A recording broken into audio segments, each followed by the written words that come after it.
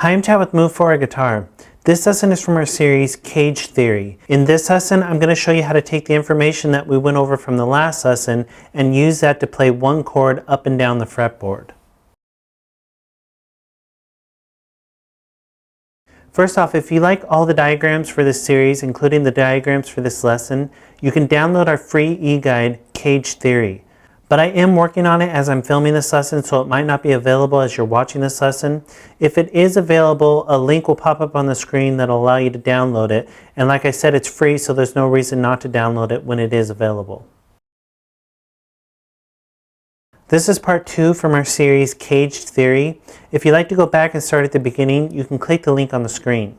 So now you understand the basic concept of the CAGED system, which is taking the C major, the A major, the G major, the E major, and the D major open chords and turning them into movable chords. In this lesson, I'm going to show you how to take that information and use it to play one chord up and down the fretboard. So you could do it for any major chord that you wanted to play up and down the fretboard. And this is still pretty basic as far as the CAGED system goes, so if you know the CAGED system at all, you already know this information, but I need to cover it for anyone who is still new to the CAGED system.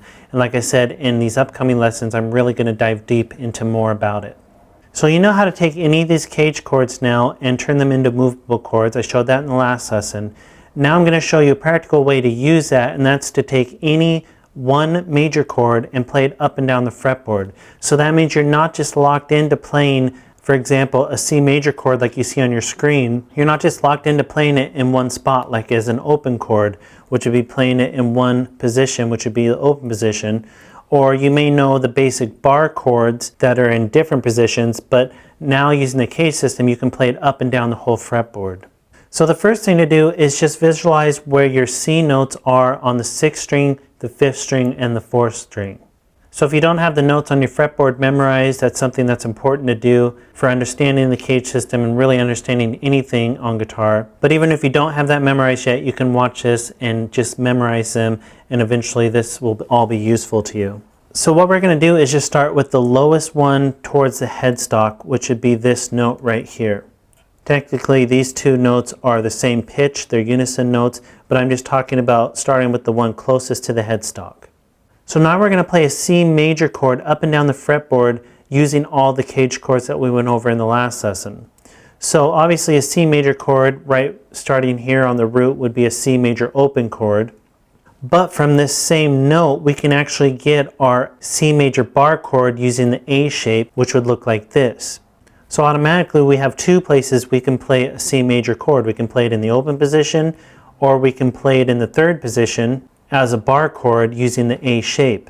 And I left the bars out. In the previous lesson I drew the bars to represent bar chords, but I'm leaving those out just to make this cleaner for this lesson. The next note we want to take is the note that's further up on the neck, so the next one up. When we are looking at all of them, that would be right here, which would end up being on the 6th string. So we're just taking the next one up, going towards the body of the guitar. So if we had that note, now from this note we can build the G shape bar chord. So there's a C major chord using the G shape. And like I said in the previous lesson, you can simplify that and leave out the highest note, and this would still be a G shape bar chord. It's just a simplified version of that. And from this same note we can build the E shape bar chord as well. So right there you have C major bar chord using the E shape. So now we have 4 places we can play a C major chord up and down the fretboard.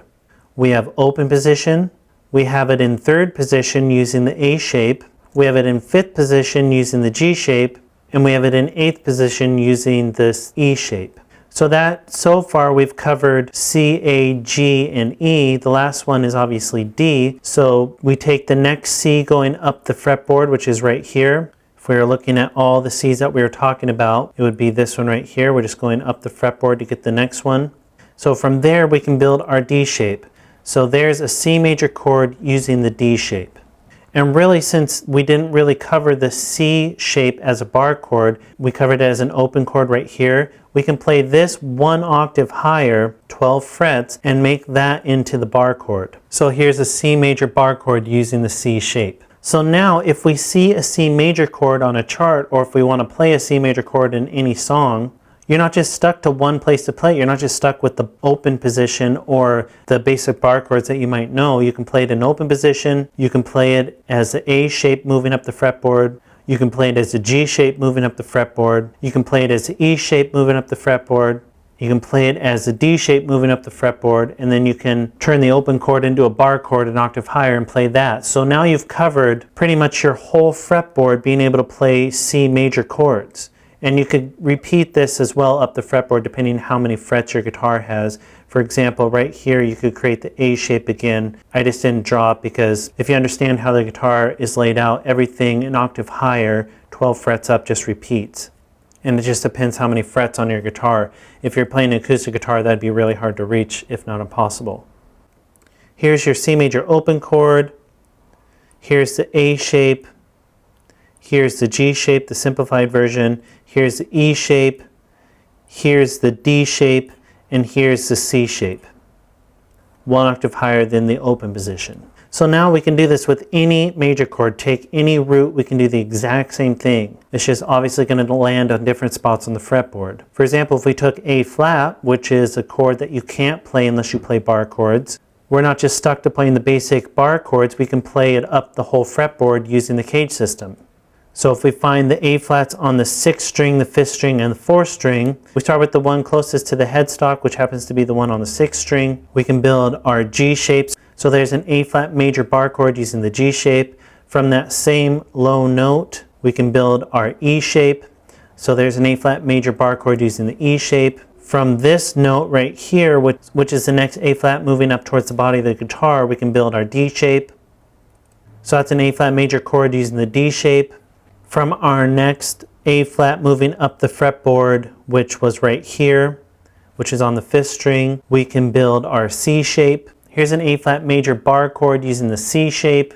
And from that same note right here, that A flat on the 5th string, we can build our A shape bar chord. So there's an A flat major bar chord using the A shape. So now if we looked at that over the whole fretboard, here would be A flat major using G shape. Here's A flat major using the E shape. Here's A flat major using the D shape. Here's A flat major using the C shape, which there should be a note right here, which would be the 3rd that got left off. And here's E flat major using the A shape.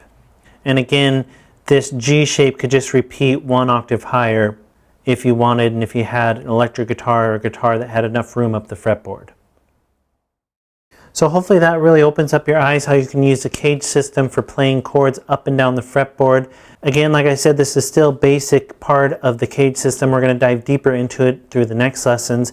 Go ahead and move on to the next lesson where I'm going to talk about building minor chords using the CAGED system. And be sure to download the e-guide. All the diagrams are in there. And be sure to subscribe because we add at least one new lesson every day.